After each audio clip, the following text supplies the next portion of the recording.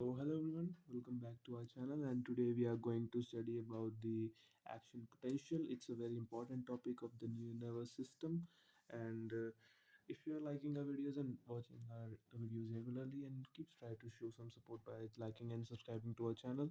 So सबसे पहले action potential क्या होता है ना कि यहाँ पे मैंने जैसे लिखा हुआ है ना कि what is action potential is the charge कि ये तुम्हारा न्यूरॉन है ना, तुम्हारे न्यूरॉन में मतलब जैसे ये तुम्हारे डेंड्राइट्स है ना, ये पूरा डेंड्राइट से लेके एक्सॉन से लेके ना तुम्हारे टर्मिनल बोटन से जो तुम्हारे यहाँ पे क्या होते हैं टर्मिनल बड्स या तुम्हारे नर्व एंडिंग्स बोलते हैं जिन्हें, यहाँ से लेके चार्ज तुम्हारा फ्लो करता है। इस पूरे को बोलेंगे कि the flow of charge in the neuron is known as the action potential. ठीक है, तुम्हारा इसको हम बोलेंगे एक्शन पोटेंशियल। और फिर यहाँ से सिग्नल तुम्हारे फिर यहाँ से तुम्हारा टर्मिनल बर्ड्स जो होते हैं वो केमिकल सिग्नल सीक्रेट करते हैं। फिर यहाँ से इस डेंड्राइट से बाइंड करेंगे, मतलब यहाँ पे कोई और न्यूरॉन होगा ना, और फिर ये ऐसे ट्रांसफर करते रहते हैं। ठीक है, और फिर मैंने यहाँ पे क्या लिखा हुआ है कि मतलब जो तुम्हारे केमिकल सिग्नल मतलब जो तुम्हारे टर्मिनल बर्ड्स होते हैं ना वो केमिकल सिग्नल से रिलीज करते हैं, और जो तुम्हारे डेंड्राइट्स पे ऐसे सिग्नल्स कंडक्ट नहीं होते। मतलब ना देखो क्या होता है ना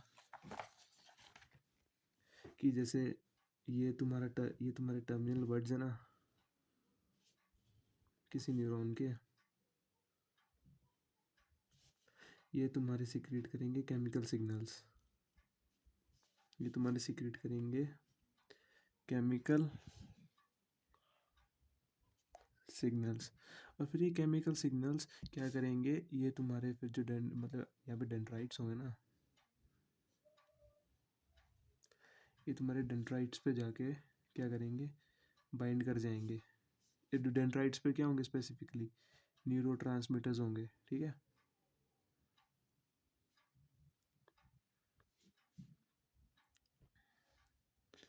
न्यूरो होंगे। ये केमिकल सिग्नल्स क्या करेंगे, क्योंकि ना हमें पता है कि यहाँ पे हमारे न्यूरॉन के अंदर इलेक्ट्रिकल एनर्जी होती है, in the sense electrical impulses, तो केमिकल सिग्नल्स तो यहाँ पे कोई रोल नहीं है। पर क्या होगा कि क्योंकि जो टर्मिनल बड से पहले जब केमिकल सिग्नल्स आएंगे न्यूरो ऑफ द डेंड्राइट से बाइंड करेंगे, तो फिर ये इससे बाइंड यहाँ पे जाके इस पे लग जाएंगे, और फिर क्या करेंगे, ये इलेक्ट्रिकल चार्ज में डेवलप हो जाएंगे। मीन्स ये यहाँ पे इलेक्ट्रिकल चार्ज में डेवलप होंगे और आगे फ्लो करेंगे। Means the chemical energy simply converts into the electrical energy. Basically we know this. And after that हम अगर हम यहाँ पे देख सकते हैं कि ये simple nerve ending of the cell body chemical signals निकले और यहाँ पे न्यूरो पे बाइंड करके इलेक्ट्रिकल सिग्नल्स ऐसे निकल गए। ठीक है, अब इसको अगर हम इलेबोरेट करके देखें तो ये तुम्हारा वही टर्मिनल बर्ड्स और ये तुम्हारा न्यूरो हैं।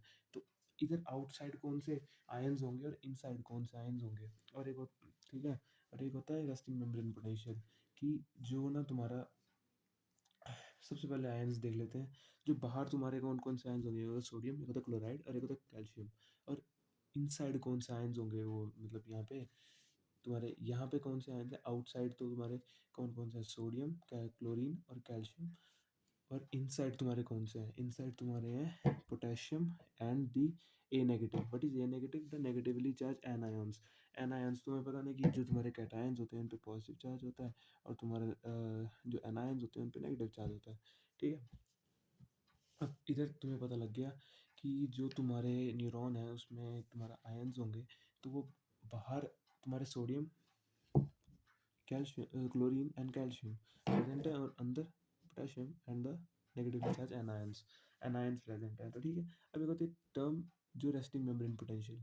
मतलब what is the resting membrane potential कि तुम्हारा जो डेंड्राइट मतलब जो तुम्हारा ये भी एक्सॉन है, एक्सॉन नहीं मतलब सॉरी सेल बॉडी है, जो हमारा डेंड्राइट्स है, इसके अंदर का रेस्टिंग मेम्ब्रेन पोटेंशियल कि यहाँ पे जितना चार्ज है, what is the value of charge here.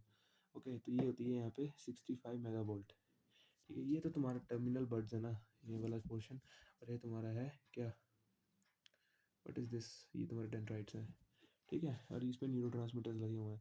तो इस यहाँ के पार्ट के पोटेंशियल को बोलेंगे resting membrane potential. Difference across the cell membrane what is when the cell is non active, कि जब तक ना यहाँ पर ना ये रेस्टिंग मेम्ब्रेन पोटेंशियल ये है कि it it is always in rest, यहाँ पर मतलब जो सेल मेम्ब्रेन का पोटेंशियल है, जब सेल एक्टिव नहीं है, न्यूरॉन का सेल एक्टिव नहीं है, ठीक है, फिर क्या होगा? फिर क्या होगा कि मैंने तुम्हें बोला कि जो टर्मिनल, देखना यहाँ पे कि जो टर्मिनल बड्स हैं, जब वो तुम्हारे क्या केमिकल सिग्नल रिलीज करेंगे और ये केमिकल सिग्नल न्यूरोट्रांसमीटर पे जाके बाइंड करेंगे, तो तो ये क्या होगा यहाँ पे जाके कि फिर क्या होगा, यहाँ पे कुछ होते हैं आयन गेट्स, ठीक है, ये तुम्हारे मैंने बनाए हैं आयन गेट्स, ठीक है।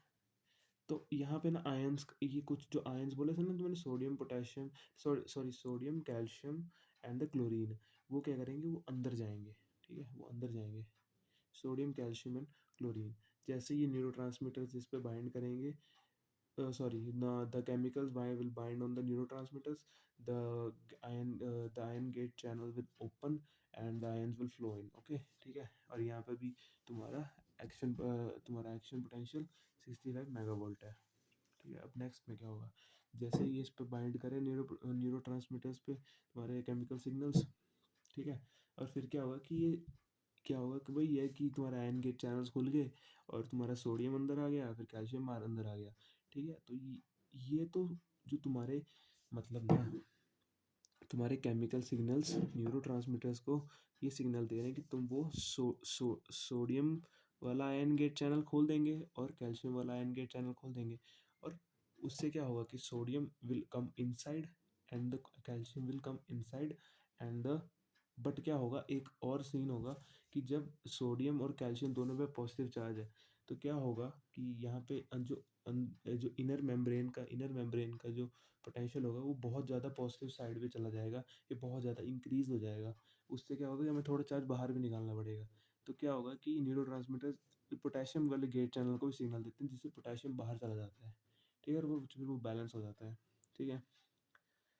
तो मतलब फिर यहाँ पे क्या होगा कि ये जो एक्शन पोटेंशियल होगा ना 62 मेगावोल्ट पे चला जाएगा, इन द सेंस कि थोड़ा पॉजिटिव साइड जाना शुरू हो जाएगा, ठीक है।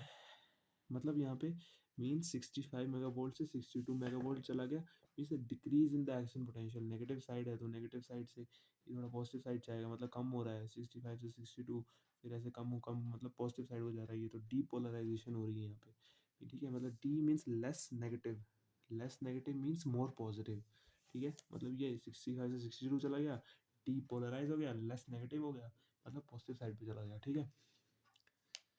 फिर मैंने तुम्हें बोल दिया कि सिंपल मतलब यार तो टोटल यहाँ पे क्या हुआ कि मतलब ये न्यूरोट्रांसमीटर जैसे बाइंड करे, गेट खुल गए, कौन कौन से गेट खुले, यहाँ पे सोडियम कैल्शियम और सोडियम कैल्शियम बड़े ज़्यादा अंदर आ गए, और फिर बड़े ज़्यादा अंदर आने से क्या हुआ, ये बड़े ज़्यादा अंदर पॉजिटिव चार्ज बढ़ गया, वो उससे अनबैलेंस हो गया सब कुछ, तो थोड़ा अनबैलेंस को मेंटेन करने के लिए पोटेशियम वाला भी खुल गया, पोटेशियम वाला खुल गया तो पोटेशियम वाले से सब बाहर चले गए आयंस, जिससे सब कुछ बैलेंस हो गया, और इससे क्या हुआ 65 से 62 माइनस 62 मेगावोल्ट तुम्हारा हो गया, क्योंकि अगर तुम 65 में से 62 लिख दोगे तो फिर वो तो पॉजिटिव साइड पे बढ़ गया, मतलब तुमने -65 से 62 की, जिससे लेस नेगेटिव हो गया, मीन्स डीपोलराइजेशन होगी, और जिससे क्या हुआ तुम्हारा डीपोलराइजेशन से लेस नेगेटिव हो गया, और तुम्हारा जो तुम्हारा चार्ज था action potential which will shift to the positive side, okay. अब नेक्स्ट स्टेप में क्या होगा, देखो तुम्हारे नेक्स्ट स्टेप में ये होगा कि जब मतलब नेक्स्ट स्टेप में ये होगा कि जो हमारा एक्शन पोटेंशियल है ना 62 मेगावोल्ट, ये मतलब सिंपल क्या है कि जब तुम्हारे सोडियम अंदर आ गया, कैल्शियम अंदर आ गया, तो ये जब जब तक टोटल सारा अंदर आ जाएगा ना, जब सारे सोडियम कैल्शियम अंदर आ जाएंगे ना, तो एक नेट पोटेंशियल हो, चाहे हमें नेट पोटेंशियल मिलेगा, जिसे बोलेंगे हम ईपीएसपी। What is EPSP?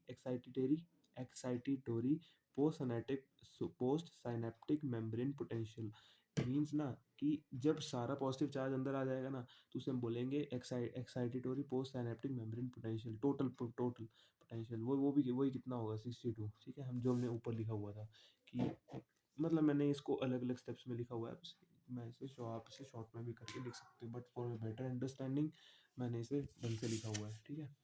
तो एक्साइटेटरी पोस्ट मतलब मैंने लिखा ना कि यहाँ पे excitatory, what is EPSP? EPSP is the action potential when the total negative, the total positive ions will come inside and will develop the net positive charge, or the net charge, which is which is slightly low to the actual actual action potential, ठीक है। वो थोड़ा action potential से कम होगा या थोड़ी ज़्यादा कम होगा, मतलब पॉजिटिव साइड पे होगा, ठीक है। मतलब -65 मेगावोल्ट्स में और -62 मेगावोल्ट, मतलब देखो ना, -65 मेगावोल्ट और -62 मेगावोल्ट में सबसे ज़्यादा पॉजिटिव साइड कौन सी है, मतलब सबसे ज़्यादा चार्ज वो कौन सा है जो पॉजिटिव साइड पे है, -62 मेगावोल्ट, ठीक है। अब नेक्स्ट में देखो क्या होगा, मतलब मैंने इतना कर दिया। अब नेक्स्ट में क्या होगा कि जब फिर क्या होगा कि फिर क्या होगा जब फिर और न्यूरो तुम्हारे यहाँ पे बाइंड करेंगे ना,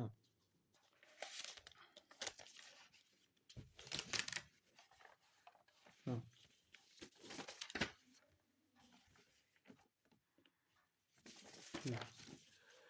फिर क्या होगा कि जब तुम्हारे और फिर न्यूरो में केमिकल सिग्नल्स डेवलप, मतलब वो अटैक करेंगे, और फिर क्या होगा कि क्लोरीन वाला गेट भी खुलेगा। क्लोरीन के ऊपर कौन सा चार्ज होता है, नेगेटिव, ठीक है।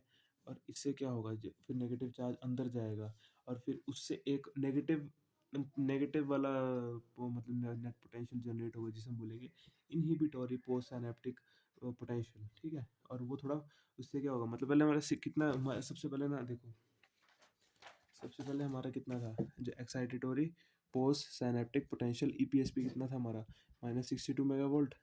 और फिर क्या हुआ, क्लोरीन अंदर आ गया, और क्लोरीन से क्या हुआ, मोर नेगेटिव साइड पे चला गया, तो फिर 62 से कितना हो गया, 64 मेगावोल्ट बढ़ गया। We see here the gradual increase, okay. मतलब -64 megavolt increase in action potential means the repolarization. It means repolarization means means increase in polarizing it, okay.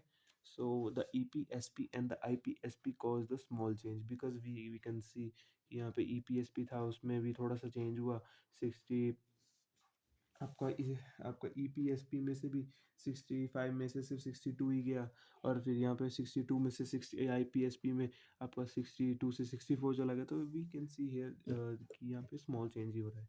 फिर इसके बाद क्या होगा, बट अब मैंने यहाँ पे ये लिखा है कि but when more EPSP increases it can push the membrane to the action potential to its threshold value. कि यहाँ पे लिखा है ना कि EPSP में तो डिक्रीज हो रहा है, तो जब अगर एक कंडीशन भी हो सकती है कि जब बड़ा ज़्यादा EPSP बढ़ जाएगा, बड़ा ज़्यादा पॉजिटिव चार्ज बढ़ जाएगा, तो ये मेम्ब्रेन को एक थ्रेशहोल्ड वैल्यू पे भी पुश कर सकती है।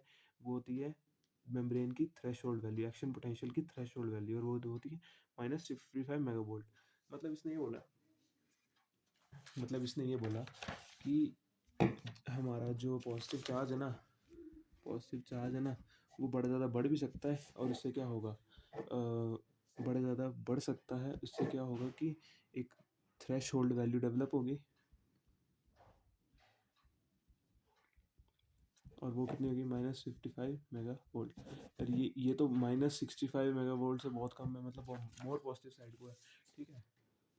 यहाँ पे ज़्यादा कुछ लिखा नहीं है, मतलब इसको तुम्हें अंडरस्टैंड करना है और तुम्हें समझने की कोशिश करनी है।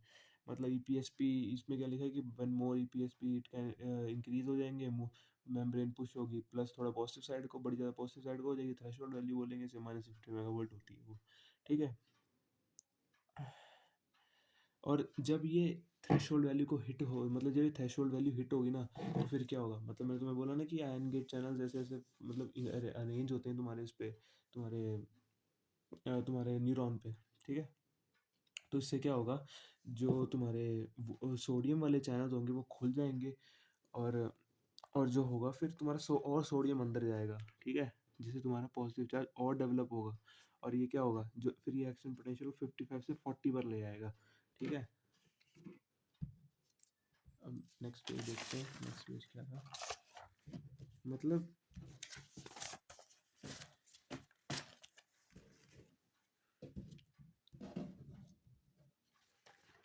अब हमारा मेम्ब्रेन पोटेंशियल यहाँ पे कितना है, 40, मतलब हमने क्या किया कि 55 मेगावोल्ट था ना, अब इस पे हमने क्या किया कि हमने और पॉजिटिव चार्ज अंदर दे दिया, मतलब सारे सोडियम चैनल, इन द सारे सोडियम चैनल्स को खोल दिया,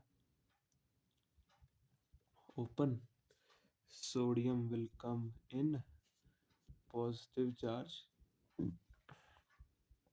increases. ठीक है, सारा पॉजिटिव चार्ज इंक्रीज हो जाएगा. ठीक है, तो कितना वो कितना 55 से कितना आ जाएगा -40 मेगावोल्ट. -55 से -40 मेगावोल्ट. ठीक है, अब देखो यहाँ पे क्या होगा कि अब देखना कि जो सोडियम चैनल्स होते हैं ना उस पे ना ऐसे का कुछ गेट जैसा होता है कि इसको हम बोलते हैं inactivated stage occurring when the in ये इसको बोलते हैं इनएक्टिवेशन गेट. ठीक है, ये क्यों होगा कि जब मैंने तुम्हें बोला कि यहाँ पे 40 मेगावाट क्यों पहुंचा, क्योंकि ये सोडियम गेट खुल गया. ये सोडियम गेट खुलते कैसे हैं, ये इनएक्टिवेटेड गेट ओपन या क्लोज होता है. ठीक है, inactivated gate inactivation gate closes and shows the inactivated state.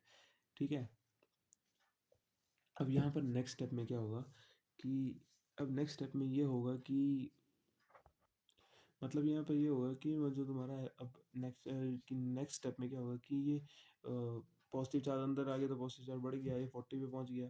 फिर क्या होगा कि गेट क्लोज हो जाएंगे और जो पोटेशियम वाले चैनल्स होंगे ना वो खुल जाएंगे और पोटेशियम लीव करना शुरू हो जाएगा क्योंकि अंदर बहुत ज़्यादा पॉजिटिव चार्ज डेवलप हो गया है. ठीक है, और फिर ये मतलब और पॉजिटिव चार्ज लीव करेगा और कम हो जाएगा मतलब और पॉजिटिव हो जाएगा वो. ठीक है, तो ये -10 सारा पोटेशियम लीव कर गया. और ठीक है, और फिर क्या हुआ कि ये -10 मेगावोल्ट पे पहुंच जाएगा. ठीक है, इसके लास्ट स्टेप में ये होगा कि जो तुम्हारे फिर यहाँ पे एक स्पेशल गेट होता है, स्पेशल पंप होता है, सोडियम पोटेशियम पंप. ठीक है, एक्टिवली द थ्री ये क्या करते हैं कि 3 सोडियम आयंस को अंदर लेके आएगा फिर, और फिर 2 पोटेशियम आयंस को बाहर लेके जाएगा. ठीक है, और फिर ये क्या करेगा कि फिर ये ये कुछ ऐसा करेगा कि जिससे हमारा जो न्यूरॉन होगा ना वो हमारा हाइपर पोलराइज स्टेट कि हमारा फिर और नेगेटिव चार्ज पे या ये नेगेटिव चार्ज को अंदर इंक्रीज करा देगा. और फिर जिससे क्या होगा कि 75 मेगावोल्ट की हाइपर पोलराइज स्टेट अचीव हो जाएगी. सो आज के लिए इतना ही था. सो हमने क्या क्या पढ़ा आज हमने पढ़ा कि what is action potential and it's mechanism. So it was only for today. Thank you.